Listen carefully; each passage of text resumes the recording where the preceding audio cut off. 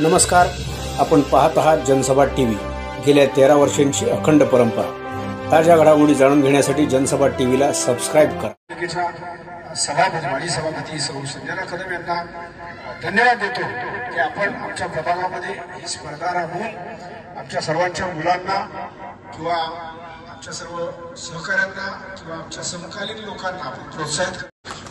आज मी आपल्यासमोर अजित गांधी हे आपले छत्रपती शिवरायांच्या इतिहासाचे आणि गडकिल्ल्यांचे अभ्यासक आहेत। ते आपल्या जवळचेच आहेत, ते आपल्यामध्येच राहतात, ते मार्गदर्शन करतील। खारघरमधील गड किल्ले बनवा स्पर्धेचा बक्षीस वितरण समारंभ काल संपन्न झाला। या स्पर्धेचे आयोजन खारघर उत्तर रायगड जिल्हा उपाध्यक्ष समीर कदम आणि पनवेल महानगरपालिकेच्या माजी सभापती सौ संजना समीर कदम यांनी केले होते। खारघर प्रभाग क्रमांक 6 मधील सेक्टर 10, 11, 15, 16 आणि 17 तसेच सेक्टर 12 मधील अनेक स्पर्धकांनी या स्पर्धेत आपला सहभाग नोंदविला होता। छत्रपती शिवाजी महाराजांच्या पराक्रमाची, शौर्याची, कर्तृत्वाची व स्वराज्य निर्मितीची जाणीव नवीन पिढीला व्हावी या उदात्त हेतूने या स्पर्धांचे आयोजन करण्यात आले होते। स्पर्धेला मिळालेला उत्तम प्रतिसाद पाहता पुढील वर्षी स्पर्धेला व्यापक स्वरूप देण्याचे समीर कदम यांनी आमच्या प्रतिनिधीशी बोलताना सांगितले। स्पर्धेचा निकाल अत्यंत पारदर्शकपणे आणि त्रयस्थ अशा निरीक्षकांच्या निरीक्षणातून जाहीर करण्यात आला आणि व्यासपीठावरील उपस्थित मान्यवरांच्या शुभ हस्ते विजेत्यांना रोख बक्षिसे, भेट आणि प्रमाणपत्रांचे वितरण करण्यात आले।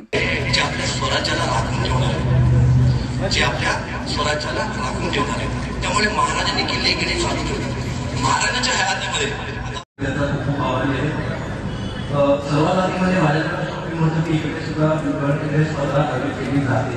आलो मी सुरुवात करेन दिवाळी गड किल्ले का बनवले जातात, कारण की आपण काही प्रथा पाळतो पण त्याच्या मागचं आपल्याला माहिती नसतं।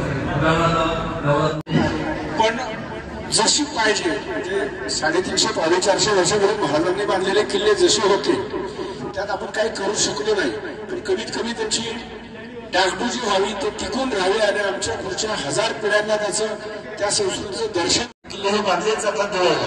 पण आता इथून पुढे याच्या स्पर्धा व्हाव्या, कारण एकेकाळी काळ असा होता त्यावेळी तुमच्याकडे रडार नव्हते, हवाई यंत्रणा नव्हती, गुप्त हालचाली, त्याचबरोबर वेगळे लोक येऊन काय नवीन काय करतात का, इथं आमच्या स्वराज्याला धोका निर्माण करतात का, आमच्या रयतेला काय त्रास देतात का, यासाठी त्यांनी गडकोटांची निवड केली, याची प्रेरणा मिळते।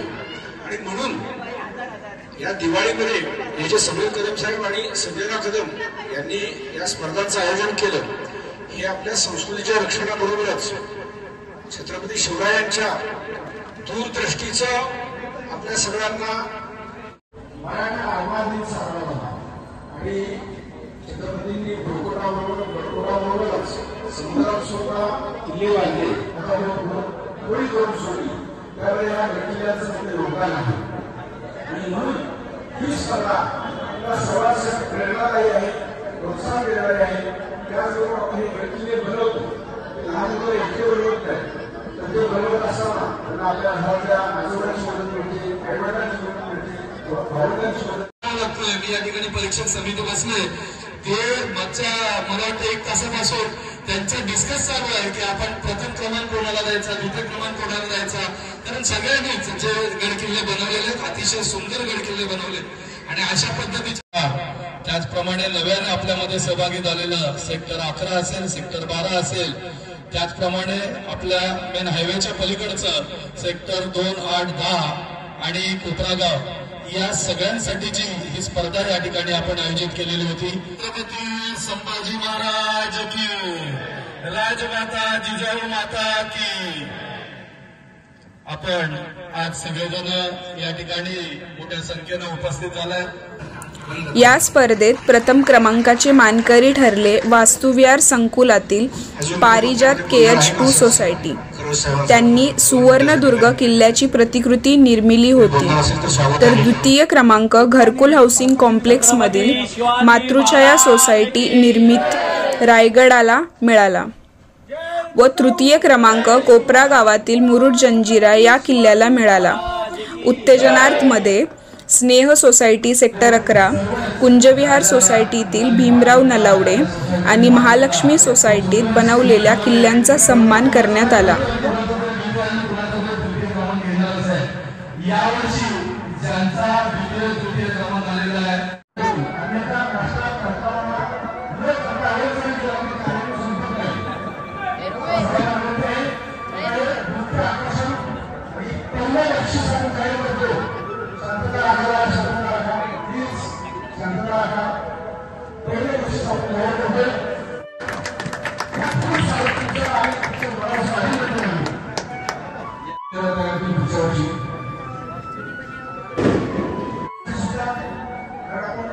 शिवरायांचा इतिहास पुढे नेण्याचा प्रयत्न करतोय.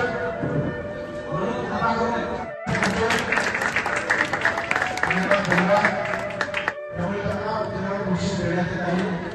मी आयोजकांचं अभिनंदन.